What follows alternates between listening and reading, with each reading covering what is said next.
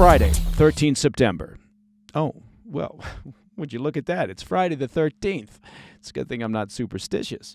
Welcome to the President's Daily Brief. I'm Mike Baker, your eyes and ears on the world stage.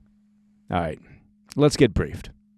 We'll start things off with Iran, as reports emerge that the mullahs have outsourced their assassination and abduction operations to international criminal organizations, including the Hells Angels, narco-traffickers, and the Russian mafia. Well, that's quite a combination. Although, to be fair, I can't see them all hanging out at a party with the mullahs making small talk. But as the old saying goes, assassinations and abduction operations make for strange bedfellows. And that makes for a strange visual. Later in the brief, we'll turn to Syria, where an elite Israeli Defense Forces unit recently conducted a rare ground raid in that country, destroying an underground missile factory linked to Iran and Hezbollah. Well, aren't they all? Plus, an update out of Ukraine, where Russian artillery shelling killed 3 Red Cross workers on Thursday. Meanwhile, the World Health Organization warns that Ukraine could face a major humanitarian crisis as they make their way towards their third winter of war. And in today's back of the brief, after a lull in activity, North Korea is once again engaging in provocative ballistic missile launches, while Little Rocket Man vows to exponentially increase the Hermit Kingdom's arsenal of nuclear weapons. But first, today's PDB Spotlight. It appears that the mullahs of Iran are getting creative in their efforts to silence critics of the Islamic regime abroad while attempting to obscure their repressive activities, turning to high-profile international criminal organizations to carry out their dirty work. An exclusive report from the Washington Post on Thursday revealed that in recent years, Iran has outsourced multiple assassination and abduction plots to violent criminal groups from Europe to South America, including the Hells Angels biker gang, a Russian organized crime network known as the, quote, Thieves in Law, and a global heroin distribution syndicate run by an Iranian narco-trafficker. Historically, Iran has relied on their own operatives to target dissidents and others perceived as enemies of the state. But leaders in Tehran have had to pivot as their operatives face increased scrutiny from Western intelligence agencies. Now, by outsourcing these efforts, Iran seeks to shield itself from direct blame and make it harder for intelligence services to piece together their various schemes. It also lets them tap into existing criminal networks in the West, helping the regime expedite their operations, and that's according to the London-based publication Iran International. Indeed, the reliance on criminal syndicates has helped Iran carry out these plots without much scrutiny. The Washington Post report points to the case of an exiled Iranian journalist working for Iran International who was ambushed and nearly fatally stabbed outside his home in London in March of 2023 by 3 men with no obvious ties to the Islamic regime. An investigation found that the 3 attackers were Eastern European criminals hired by Tehran. Largely due to their innocuous background, the men were able to pass through security at London's Heathrow Airport, track the victim for days, and then flee the country within hours after the attack. Matt Jukes, head of counterterrorism policing for the UK, told the Washington Post, quote, "We're not dealing with the usual suspects. What we've got is a hostile state actor that sees the battlefield as being without borders, and individuals in London are as legitimate as targets as if they were in Iran," end quote. Sounds like somebody's been reading Putin's playbook. In an example from the U.S., an Iranian-American journalist was targeted by a gunman near his home in Brooklyn, New York, in July of 2022.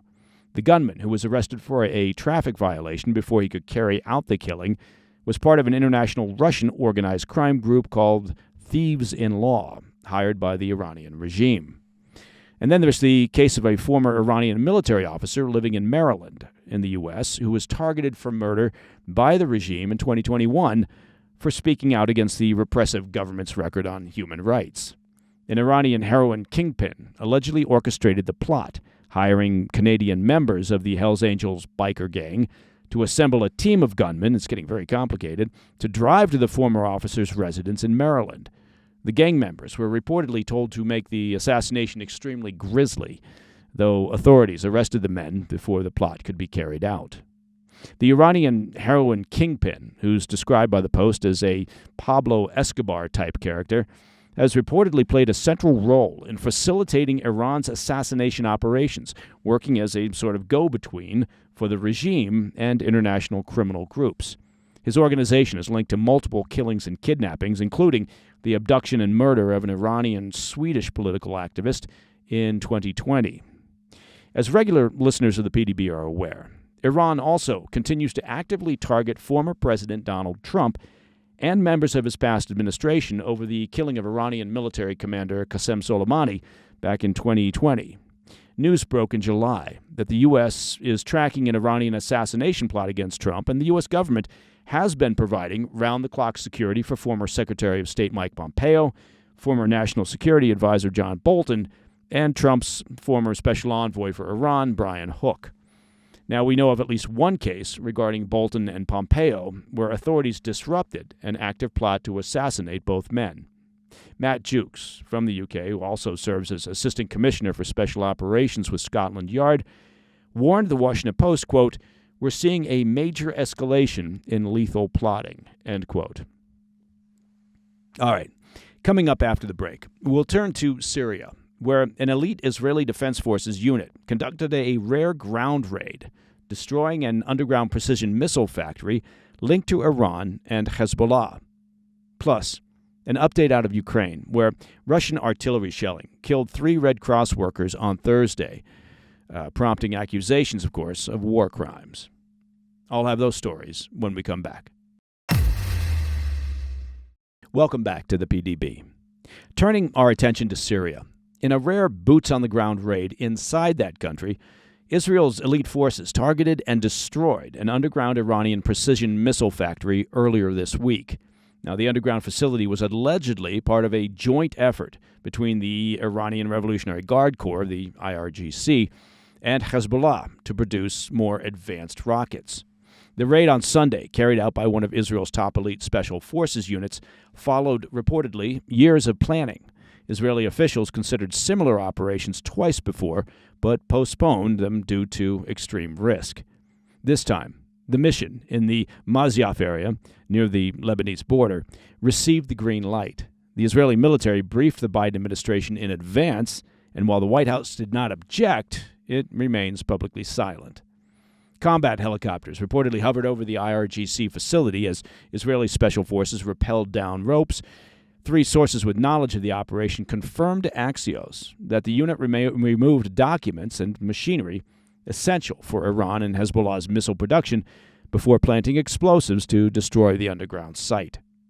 On Wednesday, the opposition Syria TV network, based in Turkey, reported that 3 Syrians were killed during the raid and 2 to 4 Iranians were captured. Although no Iranian or Hezbollah personnel were confirmed among the casualties, the fate of those captured remains unclear. In addition to the IRGC precision missile factory, reports suggest that Israel's special forces also hit a nearby Russian communications center. The ground operation was preceded by a series of airstrikes that targeted roads and military installations leading to the underground facility. The airstrikes killed at least 16 people and wounded 43 others. According to local Syrian media, airstrikes also hit the Scientific Studies and Research Center, which has long been associated with the manufacture of chemical weapons by the Syrian regime and Iranian forces. Reports from the opposition Syria TV network and Middle East researcher Eva Koulouriotis suggest that the airstrikes served as a diversion for the Israeli ground operation, effectively preventing Syrian reinforcements from reaching the area and ensuring the success of the mission. Now, Syrian state media and Iran's foreign ministry, well, they condemned the airstrikes. That's a surprise. Syrian state media described the airstrikes as, quote, blatant aggression, while Iran's foreign ministry labeled the attack, quote, criminal. The Israeli government has remained notably silent, refraining from claiming responsibility. In the aftermath of the raid, questions remain about how Hezbollah and Iran will respond, particularly given the reported damage to their missile production capabilities. All right, shifting now to Ukraine. Russian shelling on Thursday killed 3 International Committee of the Red Cross workers and injured 2 others in the frontline Donetsk region. The workers were delivering humanitarian aid to residents when the attack occurred. Ukrainian President Zelensky condemned the strike on social media, calling it another, quote, Russian war crime. The attack occurred in the village of Virolubivka, which has regularly faced heavy bombardment from Russian shelling and airstrikes. According to the regional governor, the Red Cross workers were delivering fuel briquettes to help residents prepare for their 3rd winter of this war when the attack occurred. Ukraine's Prosecutor General's office announced an investigation into the attack, citing violations of international law concerning the protection of aid workers and civilians in conflict zones. The Red Cross emphasized that its teams are regularly present in conflict zones like Donetsk, with vehicles clearly marked by the Red Cross emblem. That's a globally recognized symbol, of course, of humanitarian assistance. Russia consistently denies targeting civilians or humanitarian infrastructure. While humanitarian workers continue to suffer from direct attacks, Ukraine faces broader challenges as it braces for a harsh winter. Hans Kluge, the World Health Organization's regional director for Europe, has warned this winter could be Ukraine's most brutal yet. He cited Russian attacks that have devastated energy infrastructure, leaving many areas without reliable power. The WHO is taking several steps to strengthen Ukraine's healthcare system as winter approaches. One major initiative includes installing 15 heating units in hospitals most at risk of further attack, ensuring that medical services can continue during the freezing winter months. In partnership with Western governments, the WHO is also racing to provide hospitals with generators, crucial for preventing a collapse in healthcare services this winter. Work on these initiatives is already underway in Kharkiv, and that's Ukraine's 2nd largest city, which has been a frequent target of Russian forces. During winter preparations, Russian missile strikes persist. Zelensky confirmed via social media on Thursday that a missile fired from a Russian military jet struck a cargo ship carrying wheat to Egypt in the Black Sea. While the damage wasn't detailed, it could mark the first direct attack on a civilian vessel since Kyiv opened a new maritime export route this last year. Ukraine's military reported that the ship had been hit in Romania's exclusive economic zone outside of Ukraine's grain corridor, but did not reveal the flag that it was sailing under.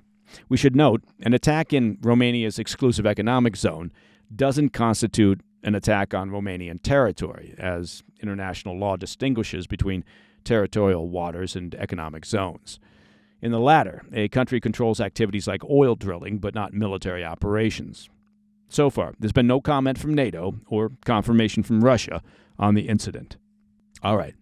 Coming up in today's Back of the Brief, North Korea is once again engaging in provocative ballistic missile launches and escalating their nuclear threats. You can always count on Kim Jong Un to throw his teddy out of his crib when he's not getting enough attention. I'll be right back. In today's Back of the Brief, after a brief lull in activity, North Korea is back to playing their usual war games, firing multiple short-range ballistic missiles off their east coast on Thursday. Representatives of the South Korean and Japanese militaries said that at least 2 of the ballistic missiles traveled some 220 miles before plunging into the Sea of Japan, though they did not specify how many missiles were fired in total. It was the first such launch in more than 2 months, which South Korean officials called an unlawful and destabilizing act, and that's according to a report from NBC News. It follows a test launch by the regime in early July of a new tactical ballistic missile capable of carrying a 4.5-ton super-large warhead. Now, I don't know if that's the actual technical term I should be using, super-large. It also follows a rather embarrassing moment for Kim that came in late June when a hypersonic missile they were testing ended in an unexpected mid-air explosion off the country's east coast, and frankly, nobody likes a premature detonation. After the latest test, the South Korean Joint Chiefs of Staff issued a statement condemning the missile launch as a, quote, clear provocation that seriously threatens peace and stability on the Korean peninsula. United States Indo-Pacific Command also rebuked Kim's regime for violating UN Security Council resolutions barring North Korea from using ballistic missiles and developing nuclear weapons. But to be fair, flagrantly violating UN resolutions is kind of Little Rocket Man's signature move. The tests come just a few days after Kim vowed to expand the country's nuclear weapons program to produce exponentially more warheads and delivery platforms, including ones that could target the U.S. mainland. During a speech marking the 76th founding anniversary of his government on Monday, Kim lashed out at what he called the, quote, reckless expansion of a U.S.-led regional military bloc. Kim is especially heated about an agreement signed by the U.S. and South Korea in July to integrate U.S. nuclear weapons into their regional defensive strategy. Ironically, the U.S. only expanded its joint operations with South Korea after the past year of provocations from North Korea. But I honestly don't think the North Korean leader is going to realize that in some fanciful moment of introspection. Regarding North Korea's arsenal, the Stockholm International Peace Research Institute has previously estimated that North Korea likely has around 50 nuclear weapons of various sizes and enough enriched uranium to build approximately another 90. Well, that's a cheery note to end on. And that, my friends, is the President's Daily Brief for Friday, 13 September. If you have any questions or comments, please reach out to me at pdb@thefirsttv.com. And remember, according to the calendar, it's Friday. And Fridays mean new episodes of the PDB Situation Report. That's our extended weekend show. A fresh show airs tonight at 10 p.m. on the First TV and, of course, on our YouTube channel at President's Daily Brief, as well as all the podcast platforms where you get your podcast stuff. We've got terrific guests this weekend, as usual. Now, gather the kids around the old Philco or the wireless or the laptop and tune in. I'm Mike Baker. I'll be back later today with the PDB Afternoon Bulletin. Until then, stay informed, stay safe, stay cool.